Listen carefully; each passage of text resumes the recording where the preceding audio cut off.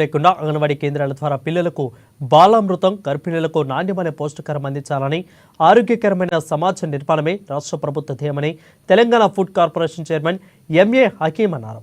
ఆదిలాబాద్ జిల్లా పర్యటనలో భాగంగా పట్టణంలోని మహాలక్ష్మివాడ, ముక్తాపూర్, శాంతినగర్లో అంగన్వాడీ సెంటర్లను అధికారులతో కలిసి సందర్శించారు. అక్కడ పిల్లలకు అందిస్తున్న పౌష్టికాహారంపై ఆరా తీశారు. ఇక సెంటర్లకు వస్తున్న పిల్లల సంఖ్య, సరుకుల సరఫరా తదితర అంశాలను అడిగి మరీ తెలుసుకున్నారు. ఇక రికార్డులను పరిశీలించి సంబంధిత శాఖ అధికారులకు, సిబ్బందికి పలు సూచనలు, సలహాలు చేశారు. పౌష్టికాహారం లోపించి చాలా మంది పిల్లలు అనారోగ్యంగా బారిన పడుతున్నారని ప్రభుత్వం గుర్తించిందని అన్నారు. ఇక ముందు అలాంటి పొరపాట్లు కూడా జరగకుండా రాష్ట్ర ప్రభుత్వం, ముఖ్యంగా సీఎం రేవంత్ రెడ్డి ప్రత్యేక దృష్టి సారించారని అన్నారు. ఆయన ఆదేశాల మేరకు అంగన్వాడీ సెంటర్లను క్షేత్రస్థాయిలో సందర్శించి లోటుపాట్లను సవరించడానికి కృషి జరుగుతుందని అన్నారు. అందులో భాగంగానే ఇక్కడకు రావడం జరిగిందని ఆయన స్పష్టం చేశారు.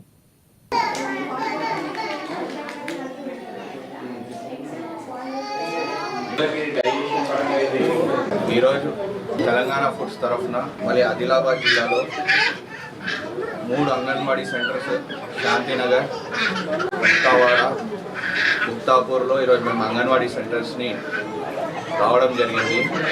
ముఖ్యంగా ఈరోజు రావడం ఇక్కడ కారణం ఏంటంటే, ముఖ్యమంత్రి గారు అదేవిధంగా women and child welfare minister Seethakka గారు ఆదేశాల మేరకు రాష్ట్రంలో ఏవైతే అంగన్వాడీ సెంటర్స్ ఉన్నాయో విమెన్ చైల్డ్ వెల్ఫేర్ కింద ఐడెంటిఫై చేసినాయి. దాదాపు 35,000 అంగన్వాడీ సెంటర్స్ని ఐడెంటిఫై చేసి దాంట్లో బాలామృతం ప్లస్ మురుకులు ఏదైతే ఉన్నదో బెనిఫిషరీ ఐడెంటిఫై చేసి దాదాపు ఈ 3 బెనిఫిషరీస్ చూస్తే ఈ రాష్ట్రంలో 15 లక్షల మంది ప్రీ స్కూల్, ప్రైమరీ స్కూల్, మళ్ళీ ఇన్ఫాంట్ పిల్లలు ఎవరైతే ఉన్నారో వాళ్ళందరినీ మేము ఐడెంటిఫై చేయడం జరిగింది గవర్నమెంట్ తరఫున.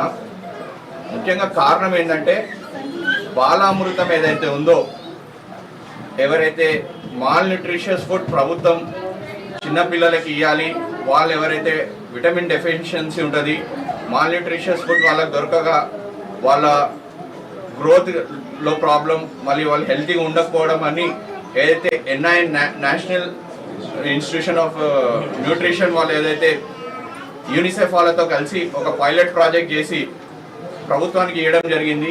చాలా మంది పేద పిల్లలు ఉన్నారు, వాళ్ళకి పౌష్టిక ఆహారం దొరకక వాళ్ళ 76లో స్థాపించడం జరిగింది.